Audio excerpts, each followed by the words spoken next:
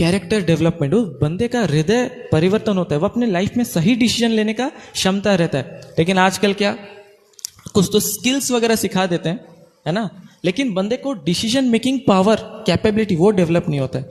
तो गलत डिसीजन लेता है, परेशान रहता है, झगड़ा करता है, सुसाइड कर लेता है, डिप्रेशन में जाता है, बहुत सारा प्रॉब्लम में फेस करता है, क्राइम कर जाता है ना, खुद टेंशन में, परिवार वाले टेंशन में, समाज टेंशन में। क्या फायदा हुआ ये एजुकेशन का, है ना। इसका मतलब ये नहीं कि हम पढ़ाई छोड़ देंगे, ये नहीं बोला जा रहा है, लेकिन एजुकेशन का एक बहुत इंपॉर्टेंट हिस्सा आध्यात्मिकता भी है, स्पिरिचुअलिटी।